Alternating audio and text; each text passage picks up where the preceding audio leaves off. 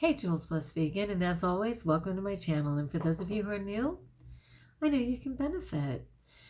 So, at the end of December, I got a new car, right? Yes, and it was a Ford Escape 2020, all bells and whistles, yay. And it's been kind of interesting, for real. It drives very well, I have to say. I mean, I drive way too fast, way too easily because it's so smooth. I'm good for all of that. So that's kind of a wake-up call. Part of the problem was I had a Honda Fit, and the Honda Fit only had like an 8-gallon tank, and I'd get like 280 miles to the tank. 280 miles to the tank. So then I end up getting this Ford Escape, and it is more like a 16-gallon tank. And drum roll, please. Yeah, I get about 320 miles. So I doubled the size and cost to fill the thing and only get about 50 miles more to the tank. How's reducing that carbon footprint coming along, Jules? My bad. I'm still lamenting that I let them talk me out of getting a hybrid, which is what my total intention was. So I overspent, blew it on the gas. I've already been having trouble. Like my little light came on saying that a tire was low. I went and got air in it. It said it was tire, low again.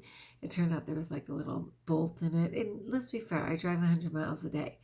Okay, but with the understanding that I drive 100 miles a day, tomorrow literally is 6 months since I got the car, and I'm proud to announce that I am past 10,000 miles. And no, I haven't taken any trips, okay? I haven't like gone across country or, oh my gosh, people, oh my gosh, I'm trying to just hang out in gratefulness, but it's scary. It's scary. So yeah, it was time for an oil change. So, and it literally says, like, I kept waiting. When it got to like 7,500, I was like, what happened to the oil change? And then finally at like 97.50, and remember, I drive 100 miles a day, so come on, 97.50, a little thing came on and said, you'll need an oil change soon. And I thought, wow, how polite to like give me a heads up. And then literally 2 days later, it said, you need an oil change now. I don't think the words were now, but it was just like, you have to get one. There's no more time. And I was like, oh my gosh. So I get online and I put in for a time, and I was going to get it done today after school, and I think I'm all handled. So I go ahead and call and say, hey, I signed up online, I have a 1:15 appointment, and they're like,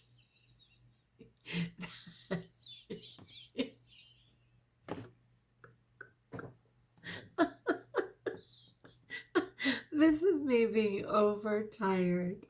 Forgive my giggling, but I don't have time to do another video. But anyway, so they basically said, yeah, that's a hard no.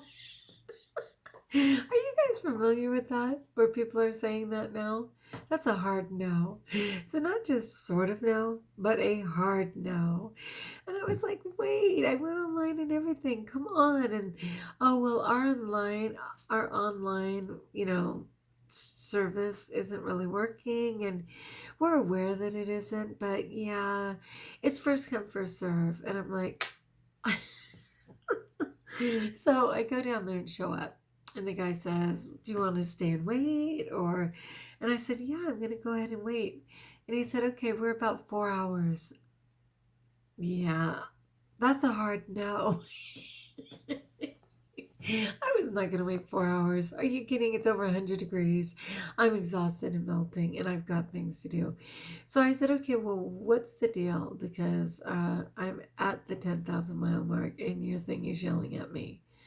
And he's like, well, we don't know until we get in there and look at the oil. And like, I hope I'm not damaging the car, or that it'll choose to just shut off before it proclaims that I've ruined it in some way, right? So anyway, looks like I'm not going to get in there until Friday, when life will allow me to sit around for hours. My husband's like, forget it, we'll just pay $100 and something somewhere else. But no. Sorry, I'm trying really hard not to say that's a hard no. But yeah, I'm not paying an extra $100 somewhere. I know I look wealthy and rich and famous, but I want to stay that way by not wasting money. How's that? Okay. Anyway, people, I just had to share that. So yeah, I am super tired, though healthy. Praise God, I ate right today and really just rejoiced in every bit of my food, And just the cells in my body were saying, thank you, Juliana. Thank you for not putting in any nonsense. We are in desperate need. And I'm like, you ain't playing, body. I get it. Man, people are hurting. Do you ever just people watch? It is hard. I had to go to the store, and there were some really big people, and God bless them that they're able to, get around and function. Some of them are tall, so, I mean, like tall, right? Like, I don't know. For the women, at least, 5'11", 6 feet. And for the men, 6'6" or something. But with that, in a surprising fluidity in their ability to move, they're hanging at 450, 500 pounds. And it's really sad. Oh my gosh, it's so sad because I so get it. Like crazy, you want to be able to just eat whatever you want to eat, like everybody else. And yet everybody's watching you in a different way, because you're big. And people are like, well, you're already fat. How could you possibly be hungry? Are you flipping kidding me? People freak me out. Just because I'm already fat doesn't mean my stomach isn't empty right now and that I haven't earned the right to eat. In fact, I've more than earned the right to eat. Those people are right up there with Olympians, man. They are carrying around 400 extra pounds or, 300 extra pounds all day long. God bless them, right? I mean, do you get that? When I used to put myself down, I'd think, Juliana, you stood up with this 330 plus pounds. People should be clapping. Oh my gosh. Anyway, sorry. I'm tired and giggly. But I still want to share one more thing if you can bear with me. So God bless the people that I was watching, because I also see how, many people are like, what came first, right? Did the obesity come first, or did the obesity come as a result of? And of course there's presumptions left and right, but I've been on the planet a really long time.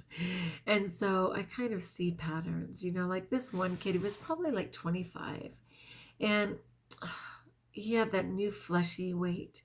When people put on a lot of weight in a short period of time, it's very fleshy, like soft and poofy. I'm so aware. If you carry it around for a while, it starts to harden on your body a little bit. But his was still really fresh. And he was kind of hanging out in the self-serve candy area, right? Since the COVID supposedly broke, people are able to use the bulks again. So he was kind of around the bulk area. And I thought, God bless him. I think he was trying to be really discreet. And what came to mind, like in my third eye, was a over-possessive mother and a controlling dad. Like in some way, a very hypercritical dad and some kind of mother who wants to guide his every step, like a helicopter parent, right? I mean, that's what psychically came to me right away. And I thought, oh my gosh, I only pray for you that at some point you will have complete freedom. And may that come sooner rather than later, And then I saw people, zipping around in carts, packed with junk. Like zipping, meaning they can't support their weight, so they're running around in one of those carts. And other people, just limping, literally limping along, bodies are broken, bodies are hurting. And when they need to be nourished most, they're not. They're not getting the nourishment, and I've talked about it before, but I just so completely understand when people continue to eat to satiate, but they're malnourished because none of their food is live. Oh my gosh. It makes me want to cry. It really does. It just makes me want to cry. Because I so get it. And it's scary. It's a scary time. I'm melting, people. It is hot.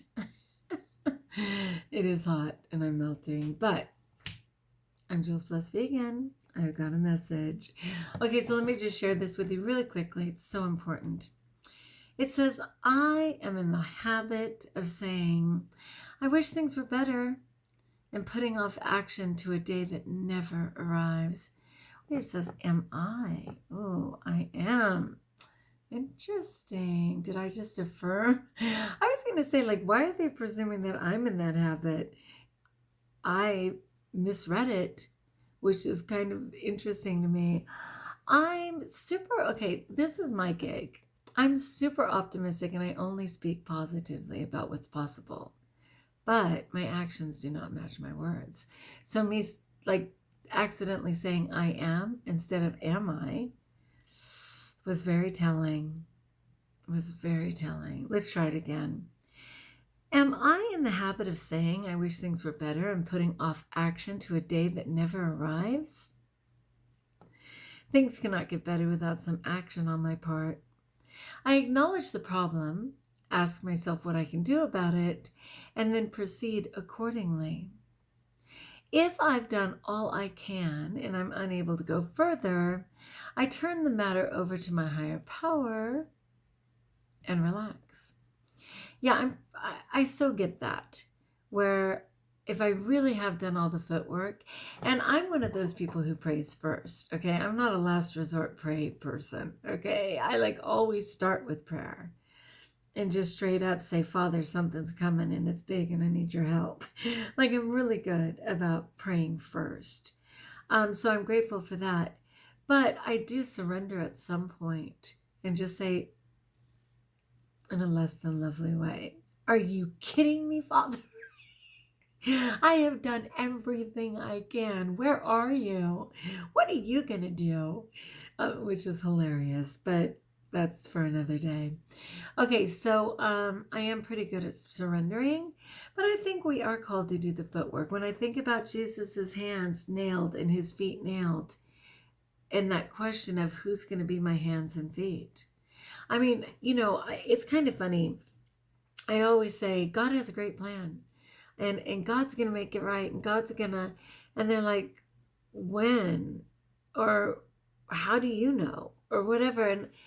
And it's kind of a funny thing to say, because there's no doubt that the only way God's going to do all of that is first and foremost grace of simply waking me up. Literally physically allowing me to get out of bed on any given day is God's grace. But also giving me the awareness that I'm called to do the footwork. So people are like, well, if you're doing the footwork and you're doing all of it, where's God anyway? Trust me, if that guy doesn't feel like you ever waking up or taking one more breath, trust me, that'll happen. So, okay, Father, don't let a house land on me, please. I'll do the footwork. And if I don't, I'll accept the consequence of not doing the footwork. I'm not a victim. I'm not, contrary to what people say. I'm hearing my little sister somehow say, really, Juliana? Then how come you always say you're a compulsive overeater? And how come you always say, calm down? I just mean I don't blame others for my actions. And I will state again that my proclamation of being a compulsive overeater is for knowledge of the way I approach life, not a victim of a person who can't control herself. Do you get the difference? I pray. All right. Anyway, it says, I need to be aware, however, that fear may be at the root of my inability to do something. And I'm all for that. And in fact, I have a video.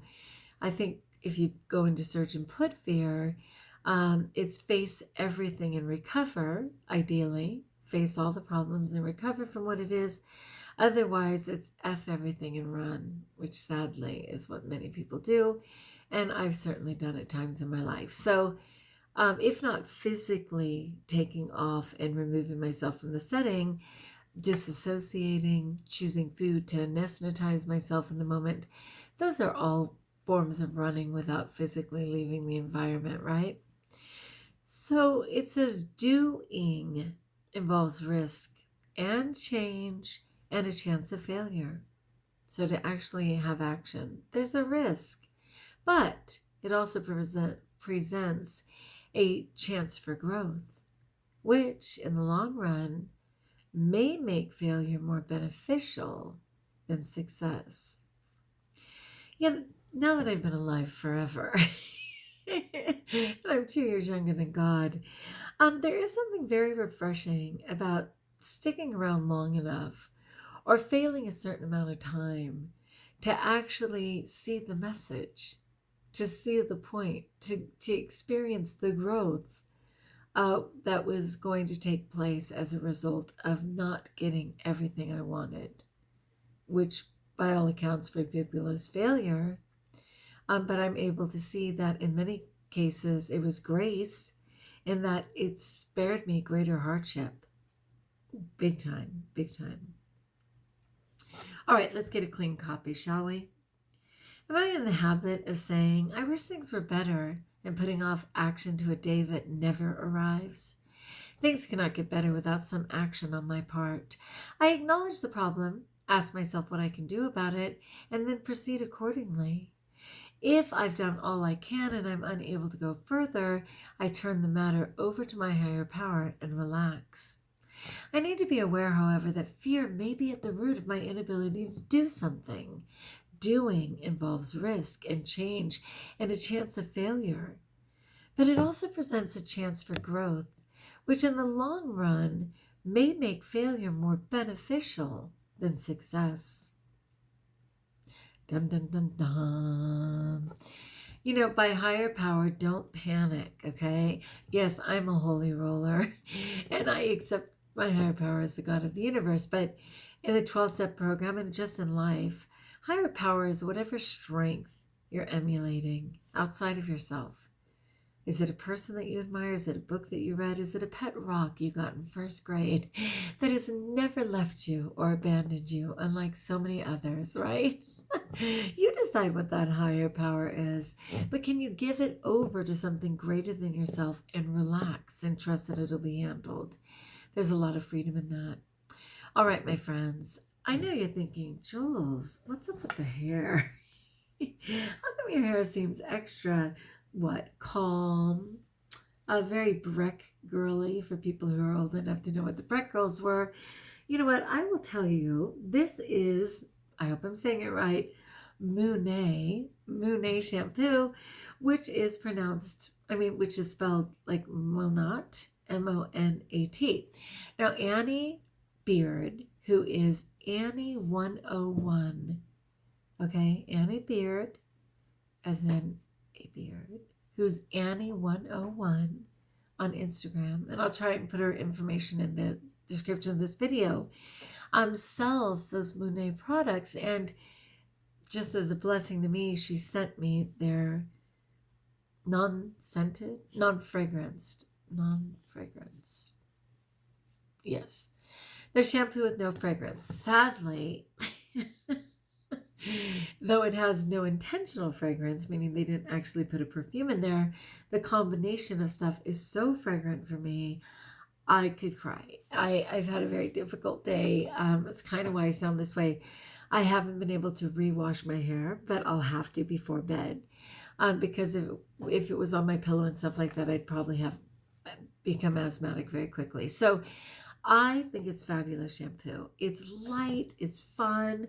It makes your hair just silly soft, like crazy soft and calm, right? I mean, like the frizziness is kind of at bay, even though I've been hanging out in the wind and taking care of horses and everything else. It's pretty fabulous. And she is a distributor of it. And she's trying to go in a different direction in her career. And it'd be great to support her. So I'm going to put that information in the description of this video. Monet, I could be one of their people. You know me, I do $1 suave, which is fine. I don't want to brag, but I'm worth $1. All right, people, like if you like, join us if you haven't. Subscribe. Let me know in the comments below how I may support you. And until we talk again, best of all, know that tomorrow I will be more rested, I pray, a little calmer, and therefore we'll both be blessed.